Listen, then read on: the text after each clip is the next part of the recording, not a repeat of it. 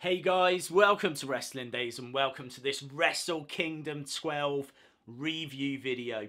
The event has literally just finished and I'm still gutted. There's no two ways about it. I was desperate for Naito to win that IWGP Heavyweight Championship, and what a match. Absolutely fantastic. Knew it wouldn't disappoint. It was the main event. It is the match that closed out Wrestle Kingdom 12, and that was Naito going up against Okada. Okada has been champion for over, I think it's like 560 odd days. Obviously having that fantastic series of matches last year against Kenny Omega, and other matches as well. You know, a match against Shibata comes to mind. But Naito really was a big challenge for Okada.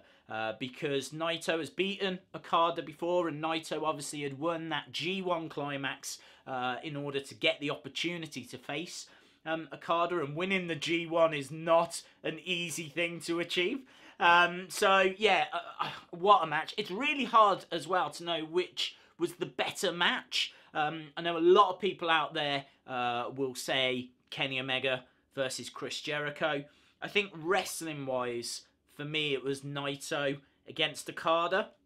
But for me, that match is ruined by the ending. Not because there was anything wrong with the ending, but just because I was so desperate to see Naito get that championship. And obviously, he couldn't get the job done. It was a fantastic sequence. You know, we had Destinos, we had Rainmakers, there was tombstones, jumping tombstones. There was a spot in that match that really resonated with me. Both guys were like hitting each other, and you could see Okada was just, he'd given everything, and the slap that he gave to Naito just kept getting weaker and weaker and weaker, and it got to the point where Naito was taking these slaps and he just spat in the face of Okada, just like, is that all you've got? Is that all you've got? And it was just, it was a real moment. And then it all went downhill from there. But, yeah, fantastic match. I'm not really one to give matches grades and whatnot, but I would say it was the equal of the Kenny Omega Chris Jericho match. That match really exceeded expectations. Wasn't sure what we were going to get. But it was an all-out war. These guys just went mental on each other. The pace didn't let up. You know, there was a lot of big spots, a lot of fighting outside the ring. There was like a table spot. A chair got completely destroyed. But yeah, it was the one spot in that keeps sticking out to me was there was a one-winged angel that Kenny had on Chris, and Chris turned it into a Walls of Jericho. It was a one-winged angel into a Walls of Jericho, and I was just freaking out over that. But yeah, you know, great wrestling action in the ring as we got more towards the end. Lots of false finishes, lots of moments where you just didn't know which way it was going to go. It looked like Chris went for like Lion Tamer, got caught, got hit with the chair.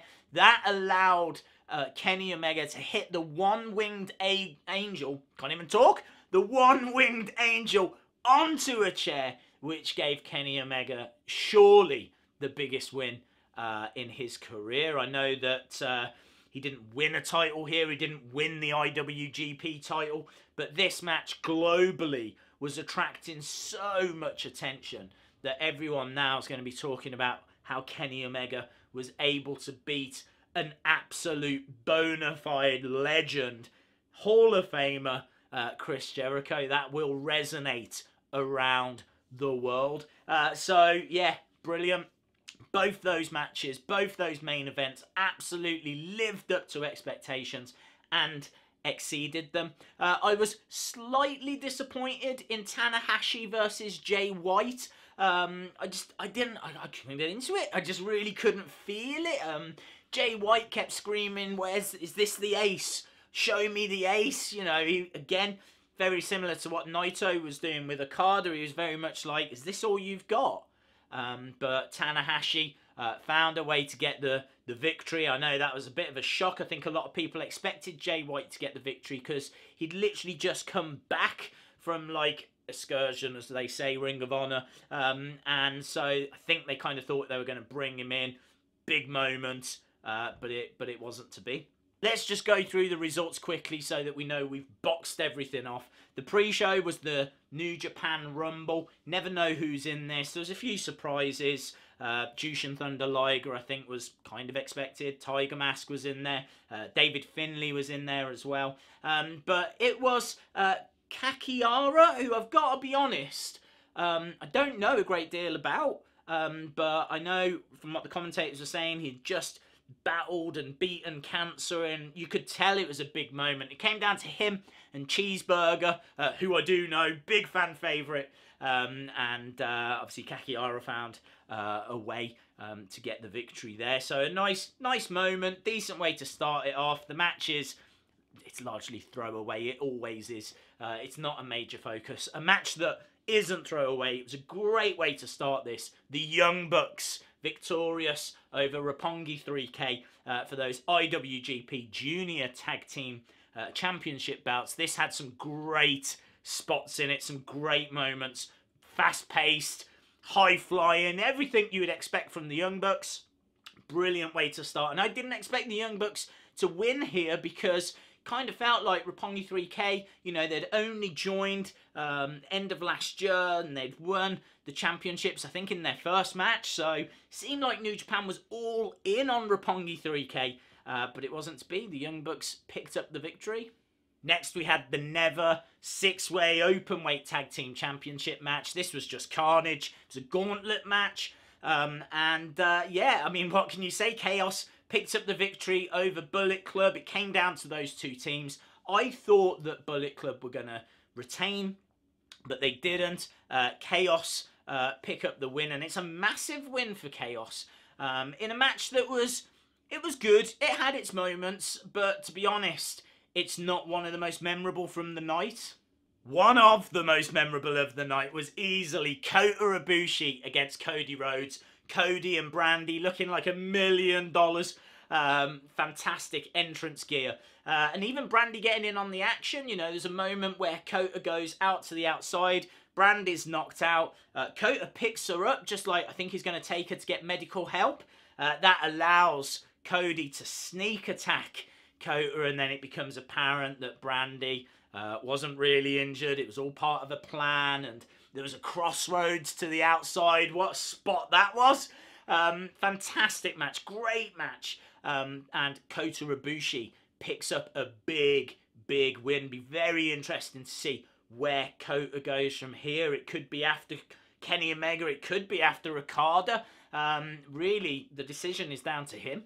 Next, we had the IWGP Tag Team Championship match. Killer Elite Squad versus Evil and Sanada. And LIJ pick up the win here. I know that surprised a lot of people. I felt that they would. Killer Elite Squad dominated this. Really from start to almost finish. But I think it was it Evil that got the victory over Davey Boy Smith Jr.? It was close. Let's put it that way. Really did look like Killer Elite Squad could have put this away at any moment. They didn't. They paid the price for it. You know that they'll get a rematch soon enough. But it was a great match. It was a fun contest. Probably not as great as what we'd just seen. You know, I mean, that Kota Ibushi Cody Rhodes match really was something special. It's up there with one of the matches of the night. This couldn't reach that standard, but it was hard hitting and fun all the same. Next, we had the Never Openweight Championship. This was Goto against Suzuki, and this was a hair match. And Goto won. I didn't think Goto would win, but it's a big win for Goto. He's obviously lost to Suzuki several times before. Suzuki didn't even want this match, but Goto got the match, got the win. And Suzuki, who was being led away by his faction, was like brought back. Well, he brought himself back because he knew he had to do the right thing. He got his own chair, sat down, shaved his own head, and walked away. Not disgraced by any means, but huge win for Goto. And that brings us to the last match that I need to talk about, the IWGP Junior Heavyweight Championship, the Fatal 4-Way. And we have to talk about Marty Scurll's entrance. Comes up through the floor, He's wearing the beak. The wings come out. It's just an absolute moment. Absolutely brilliant. Takahashi had Daryl. Daryl was wearing a little mask as well. And then, like, well, when the match got underway, it was absolute carnage. Lots of skullduggery, trickery from Marty Scurll, as you'd imagine. He was calling his moves as always. And, you know, there was a lot of audible in this, actually. A lot of bad language if you're a youngster. Probably best if you're a parent to let your kids watch this on, like, mute. Because there was a lot of bad language all throughout that was getting picked up. But it just made it even more intense. Massive moonsault. Gotta talk about the moonsault from the lighting rig from Ospreay. Absolutely brilliant. And it was Ospreay that got the victory here. Big win for Ospreay, who once again is the IWGP Junior Heavyweight Champion. So really hard to rank the matches in order. I would say